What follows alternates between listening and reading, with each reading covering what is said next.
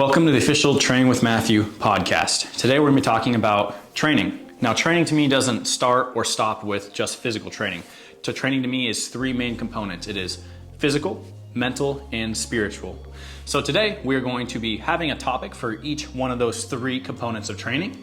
I hope you enjoy, hope you learn from it, and here we go. My name is Matthew Williams. I am the owner of Training with Matthew. I am a certified personal trainer and strength and conditioning coach. I have been training people for about 5 years now. I've owned my own business, which is Training with Matthew, for about a year and a half now. And my podcast host is... I'm Michael Morrow, formerly known as Lax Mike, and I've known Matthew for 5 years now. I'm just a self-taught gym bro that started lifting to get bigger and stronger. And my credentials are personal experience and helping others. So, goal of the podcast, before we get started here, is kind of already touched on this a little bit, but what training means to me. What training means to me is essentially just not competing with others, and we're going to touch on this later, but just competing with myself, being the best version of myself, bettering myself, being the best I can be spiritually, mentally, and physically. So that leads us into our first topic, which is we're going to start with physical and we're going to end with spiritual. Mike has brought the topic today for physical training. And I believe your topic is something along the lines of top 5 focus points for someone just getting started in the gym. Yeah, just brand new, want to get started. Where do I go? I had a lot of trouble starting, so I want to put out information that'll help and take some of the burden off starting or feeling like you don't know where to start. First is physical. You have to go to the gym. That's a physical endeavor. Master the basics, right? So I'd say everyone needs to learn how to move and move pain-free. If you can move but you're in pain, it's not going to do you much good. So I'd say master the basics, get very good at the squat, the bench, the deadlift. A few other movements if you want to try, but these are the basics. You need to learn how to squat properly. You need to learn how to bench properly and deadlift properly. The accessory stuff will come with time, but it's just important to master fundamentals and then just slowly start chipping away at the fundamentals. Do you want to add anything to that as far as starting out, just basic movements? No, I would agree with you. Squat, bench. I'm not a big deadlift guy for people just getting started in the gym, but mastering the movements, I would like to hear what your definition is of mastering the movements. Yeah, so learning how to squat properly, and for everyone that's going to look differently, right? So you see a video online of a guy teaching how to squat, how he knows how to squat, and that's fine, right? There's good and bads, but everyone's built differently, right? Our anatomics are different. Matthew is going to have shorter femurs than I'm going to have longer arms, then he's going to have a shorter torso than it's all different. So if he teaches me how to squat, there's a good set of guidelines, like driving a car, but what works for you, adjusting the seat, everyone's built differently in a sense. So learning how to squat and something that feels good for you isn't going to be the next guy. So you got to figure out and you got to put time underneath the bar. And for each person that looks differently, but I'd say a good place to start would be when you squat, start with an overhead squat. It's going to show you a lot of abnormalities in your body and weak points you need to focus on, right? For me, it was ankle mobility. I couldn't squat to depth with the bar over my head and hit proper depth. So I had to work on ankle mobility. I had to work on my brace. I had to work on hitting depth and knowing where depth is without a mirror. Just time under the bar. Yeah. So for the squat, the bench, the deadlift, each of those things is going to look different for each person. So figure it out, pain-free, full range of motion, and start chipping away slowly. Yeah. And that's coming from a powerlifting background, the bench, squat, deadlift. Yes. I come from an Olympic lifting background, and it was like very much like a growth point in my life where I was like, man, I don't think snatch is meant for everybody. Like they shouldn't be learning that, but sure. It's a fun movement. I like your analogy of, there's guidelines to driving a car, but then everyone adjusts the seat and the mirrors and all that differently. Again, just to stick with that analogy, you don't learn how to drive on a racetrack, right? You learn how to drive through your neighborhood going slow. Just like when we're lifting, when you're getting experience with those compound movements, you should be getting the experience under, just body weight and then to the bar and then, slowly adding weight. Weight should not be your driving factor for progression. Progression should be mastering the lifts as far as, can I do this lift safely and perfectly every single time? And then the weight will come with that. Absolutely. And I noticed I know we both did this for sure when we first started training us, is the weight was the driving factor. Absolutely. Like weight was the only way of measuring progress. Yep. And not quality of the movement. Quality of the movement. And feeling afterwards. Yeah, pain-free. Absolutely. Pain-free, full range of motion, not conforming to the weight. My second bullet point was progress slowly. And the reason I say that is because while I did progress quickly, I've built up to my credentials, right? At 148 body weight, 530 deadlift, 335 squat, 295 bench. Those are my official numbers. And those were me conforming to the weight, right? I still was able to do them, but I conformed to the weight. What I mean by that was my form bent to the weight, right? I don't want that to happen, right? When you start out, you're supposed to have your form look the same from your warm-ups to your top set. And that's something I wish someone told me, because the only driving factor, as Matthew said, was weight. How much can you do? How much, and there's so much more progression besides just the weight. There's, tons and tons and tons, and that's a whole nother video in and of itself. But progressing slowly is important because longevity is the name of the game for anything fitness related. And we're going to touch on this later because I have a point very similar to that. Yeah.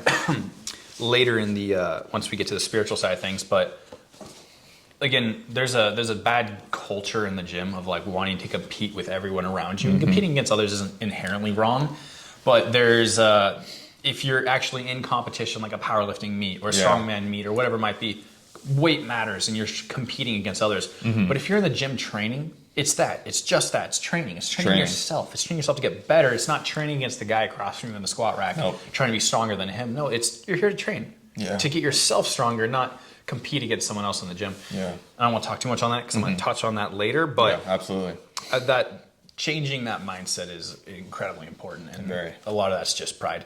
So your first 2 points, mastering the movements, and then not progressing slowly, not pushing weight, and then what would be your third?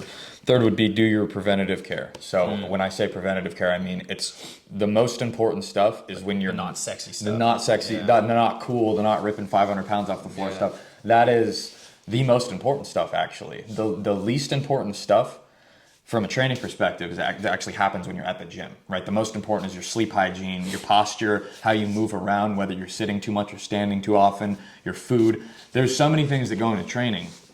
And when I say do your preventative care, you want to be able to train, right? You want to be able to, it's a longevity game. It's a marathon, not a sprint. And in that comes tons of hygiene for lifting, right? Your whole life is formulated around this now, right? So everything you do, think of it as a training, structuring for training. Think of it just as that. It ties in really well to recovery, to performance, to not getting injured outside of the gym so you can continue to do what you love. There's tons that go into it, but just preventative care, basic movements, stretching, foam roll. He gets on me because I'm not a very big warm-up guy, but the warm-ups count. They matter. It's the stuff that happens before that matters the most and after. So.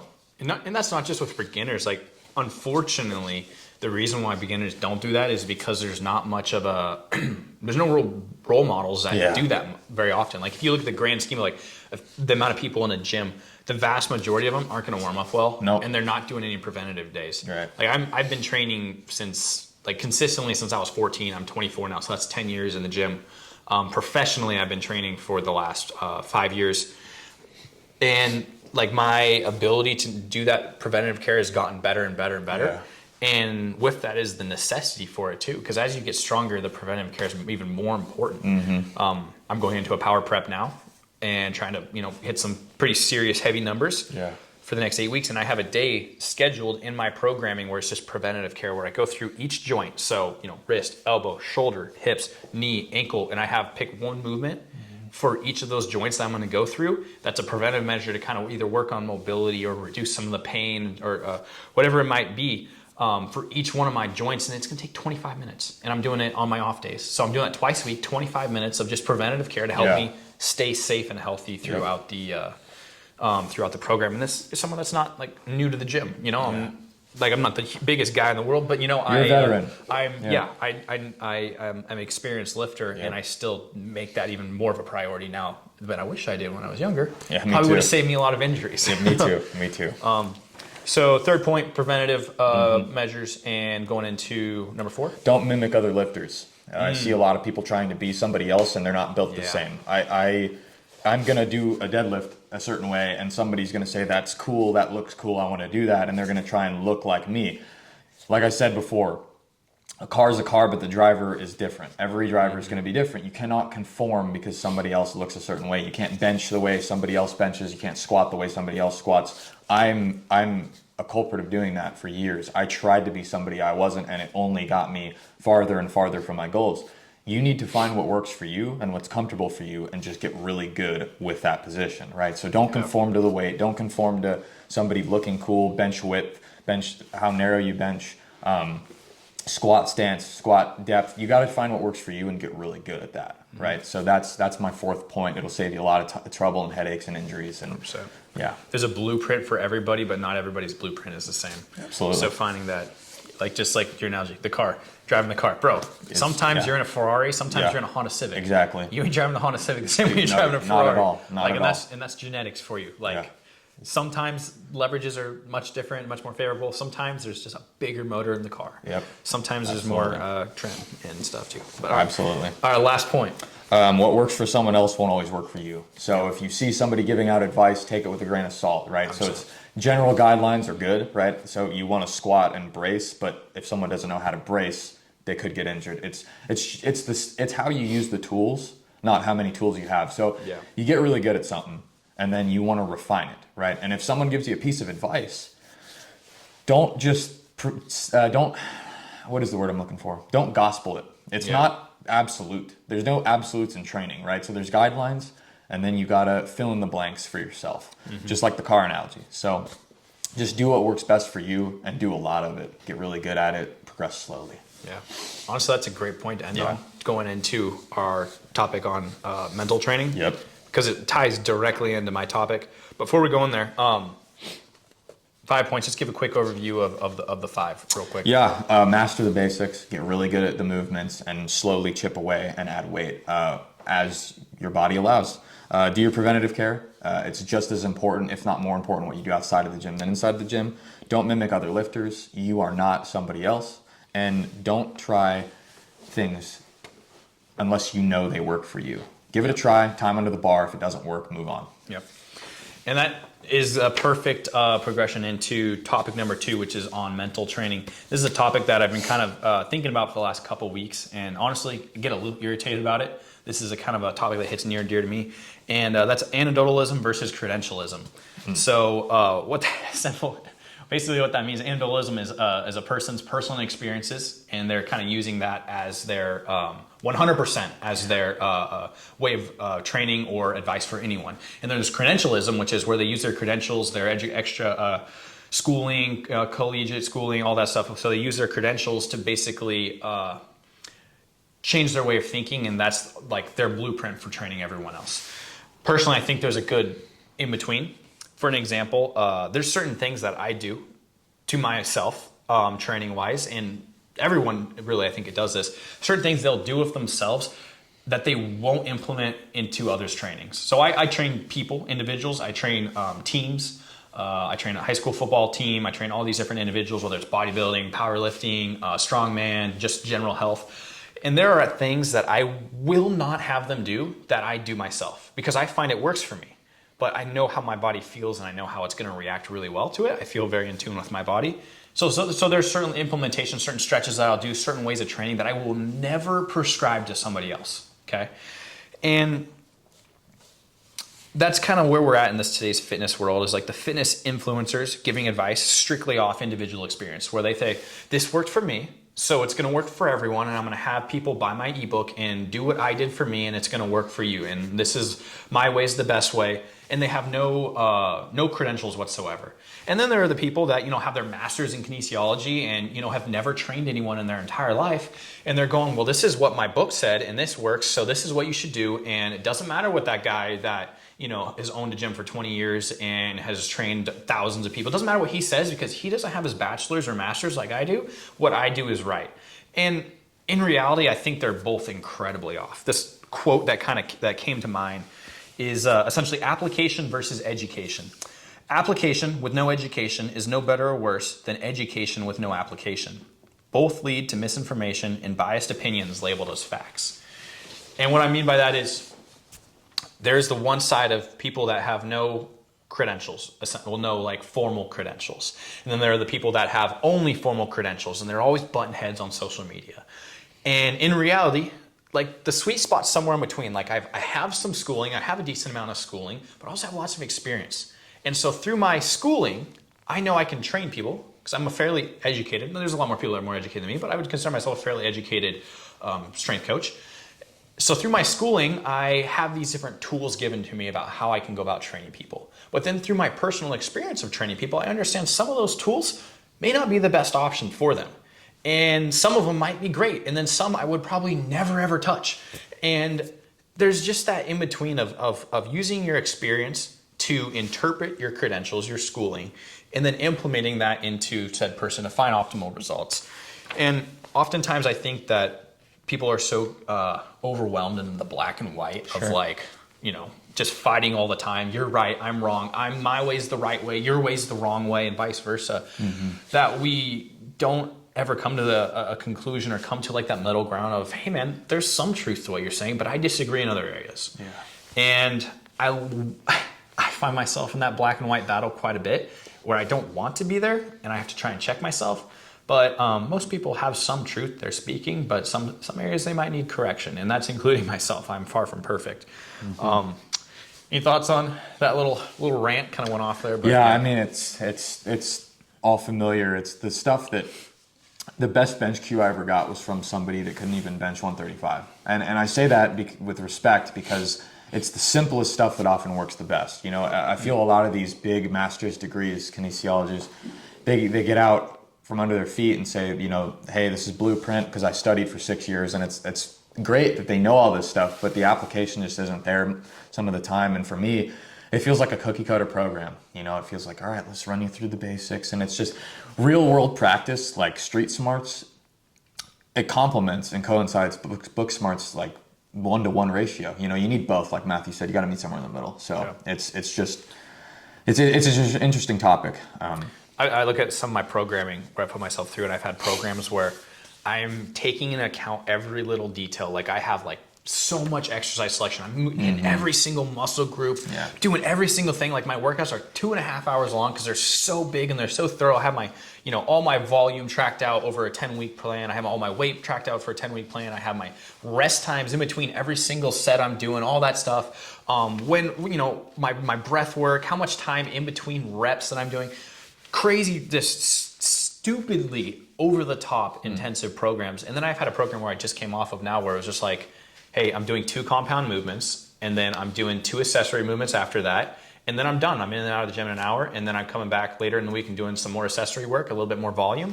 And I had great results from it. And it was the most simple, just like this, done, and then come back, this, done. It's just so simple. And it was just so much less to think about, and I was able to just train harder. But again, I'm not saying that like super extensive programs are bad. I'm just saying like I've done bad, super extensive programs, and some of them I wrote myself. So you just live and learn through that. But yeah, no, the fighting is I don't think it'll ever end in the fitness world, unfortunately. Never. And this is where we come to a fun topic. This is honestly we want to end every single podcast with a spiritual training, whether it's you know. I know you can't like, how do you train your spiritual life or whatever? Well, through, you know, how you train anything else, doing it consistently, making time for it, doing the little things, right? And the topic today though is, I think, a very important one. And I'm gonna let you go first because I need a sip of water, and then I'll let you kind of, and then I'll talk a little bit here. But the topic for our spiritual question is identity in Christ. And so I'll just ask you, what does identity in Christ mean to you? For me personally, when you have an identity and you're a part of something bigger than yourself, it often holds your sense of pride in a different direction. It's less ego-driven, more I'm trying to do something for the greater good, right? Whether it be football, whether it be training, whether it be, you know, rock, whatever it is. If you have a group of somebody doing something, like I bring football up because it's a team sport, right? You can't put yourself above another man. It doesn't work out, at least as far as I'm concerned. So Christ is the perfect example of that. You know, you have to receive a gift, and that's the hardest thing for humans to do. We're prideful. We want to be I got it, don't worry about it, I got it, it's all me. And that's not true for this identity in Christ. It's all about receiving the gift and being a part of something bigger than yourself. Yeah.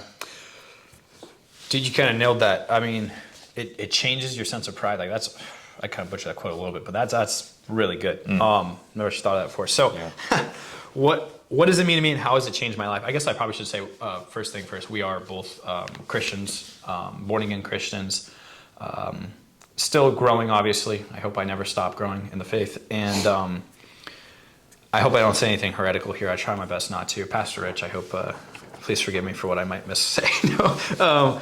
Anyways, how has it changed my life and what does it mean to me? This is where we're going to relate it back to one of your topics.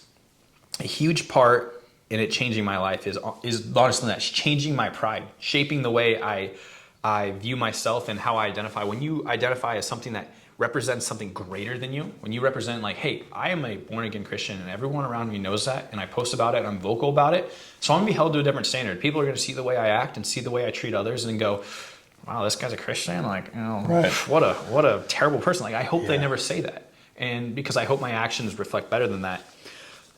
And that's honestly, this was a huge struggle point in my life in training, as far as like when I'd be in the gym and I'd be working out and I'd see someone across me that might be like a similar size, maybe a little bigger. He's pushing a little more weight than me. And I'm just like, you instantly get that envy and that hate in your heart where you're like, I'm better than that guy. Like, why is he lifting? Like, he's probably just cheating or something. He's probably on steroids. He's probably, he's probably doing this. He's probably that. Like, I'm better than him. And then, but deep down, you're in the wrong, and you shouldn't be thinking that way. But it kind of fuels you a little bit. And you get that hate in you, and you're trying to train to compete against that guy. And then the next day you come in, and you're training against that guy and that guy. And you have all these different people that you see as like an enemy or as something that you're trying to be better than. And for me, identity in Christ has completely flipped that, where I no longer see someone in the gym as like competition against me. Like they're in there to get better, and I'm in there to get better. And the person that I look across the mirror or look across the room at in the mirror is myself. And I look at myself and I go, I'm trying to be better than that guy. Mm-hmm. Because that guy today hopefully is not going to be the same guy tomorrow, because I'm trying to progress there. Not just in my training, but in the way I view people, the way I look at people, the way I love people, the way I treat people, all those things like I need to get better at. I need to do better. And so I would say my identity in Christ has helped shape that and change that kind of hate in my heart and resentment for that person across that's doing better than me, towards a love for them and like, hey, shout out that guy. He's been freaking busting he's been working hard in the gym, Yeah. And that pushes me, because I go, I need to work harder, because I see him working harder, and I go and I see the results of that, and I go, I'm going to push myself to be better. So the next time I come in here, I'm a better version of myself. And I would say Instagram or social media as a whole is like the worst representation of that. It is. Because you only see people at their best, and you are able to see such a larger number of people than you would in a traditional gym. Yep. And so that resentment and that hate and that just like, if you ever look in a comment section on an Instagram post, man, it's like, a war. It's literally a war. It's always like 80% like hate, and then a little bit. Sometimes there's nice people, but they're normally bots, probably. It's disgusting. Honestly, it's a shame. But comparison is the thief of joy. That's my motto. Yeah. You cannot go into it with hate. Rage is a good fuel, but it's not sustainable. So, yeah, a little quote I wrote down here is identity in Christ has changed my life because it's given me the confidence in myself through the love and worth bestowed upon me through Christ. And with what you fill yourself up with is what's going to pour out of you. So if you're filling yourself up with, explicit, nasty music, about money, about drugs, about sex, and you're watching videos and shows and everything about that, that's what you're putting in. That's what's going to come out. And you put in that negativity, you put in that anger, you put in that hate and resentment, that's what's going to come out naturally. It's going to come out because that's what's inside of you. For me, and there's some times where I lack in that and I need correction, but I notice in my life, the more I pour in, the more I read my Bible, the more I read books that are of benefit, and the more I study, and the more I listen to good music and doing those little things there, it's not because I want to be a better person. It's because I understand what it's doing in my life, and it's filling me up with love, and it's filling me up with joy, and because I want to pour that out to others. Yeah. A little verse here, Ephesians 2:9-11. For it is by grace you have been saved through faith, and this is not from yourselves. It is a gift of God, not by works, so that no one can boast. For we are God's handiwork, created in Christ Jesus to do good works, which God prepared in advance for us to do. Yeah. It's good. It's good. Yeah. It is good. It's not what you do, it's how you do it. Yeah. So it's awesome. How has you're a little bit newer to the faith than I am, so I'll just kind of throw you under the bus here and ask you a question. Do you think your kind of view of people in the gym has changed any at all in the last few years? Absolutely. I know we probably both struggled with that. I think that's probably how we became friends back then. It was like over a fight, looking at each other in the gym, and like, oh, dude, that guy sucks. Yeah. No, it's been it's the change has been mainly maturity, and finding, your sense of purpose, and for us that's, identity in Christ. And I've always believed there's a God, right? But I didn't know the God. I didn't know God. I didn't know him. I've heard of him. I didn't know him. And there's a big difference between knowing him and hearing about him. So it's just interesting growing your relationship and stuff with Christ, and that helped with my gym outlook on the gym, especially because I'm seeing people and you don't know their story. You don't know how bad of a day they've had. You don't know what they're going through. You don't know if they're sick or in good health or going through a nasty breakup. One thing, they're in there. So it's respect enough that they're in there. So you can't judge a book by its cover. And I would say, not to go too deep into political issues and stuff, but we as a society very much have an identity crisis, whether it's people identifying as things that they're not, whether it's people not feeling they have an identity at all, whether they feel like they represent nothing, they just feel lost, or people that identify as materialism, some sort of materialistic thing, like I am my work, I am the money I make, I am the paycheck I bring home, I am that was me for a long time. It's a long time. It's a terrible place to be. It's a miserable existence because you're identifying as something that isn't going to save you. It's not something that it's going to bring you happiness. It'll bring you temporary joy, but that's maybe it. Short-lived and not sustainable. It's just like the hate. It's not sustainable. It's a good fuel, but it isn't sustainable. It's not.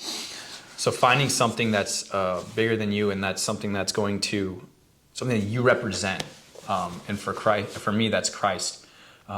Not because, I want to be part of a religion, or not because I want to look like a good person or act like a good person, but because of what he did for me, and that's die on the cross for me. And he saved me from the person that I was and down a path that I was going down that was not a good path. No. And looking back, 4 or 5 years ago, my goodness, what a different trajectory than we are now. Absolutely. And that's not to say, oh, hey, you give your life to Christ, it's all holly jolly and life's good. No, it's a challenge. There were some battles in there. There were some wars. There were some failed reps. Absolutely. But I'm thankful for every one of them. And because it's shaped to who I am now today and the identity that I have in Christ. And I would just urge anyone that is struggling with having some sort of false identity, look to Christ.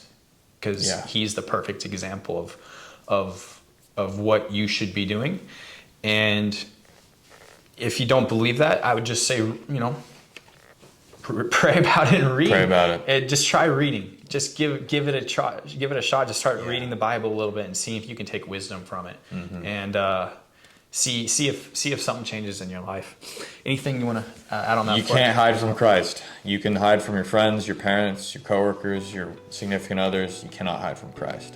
He knows every hair on your head. You cannot hide. I'm going to finish up here with Galatians 2:20. For through the law I died to the law, so that I might live for God.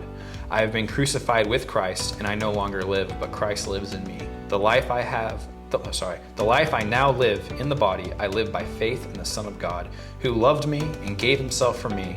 I do not set aside the grace of God, for if righteousness could be gained through the law, Christ died for nothing. And I don't believe Christ died for nothing. I believe Christ died for us. And that is why I give my life to him and try and live by him as much as I can. I fail a lot for sure, but that's why I need the grace. So, by grace we're saved. So, I don't know. I had a lot of fun today. I thought we covered a lot of topics. We did.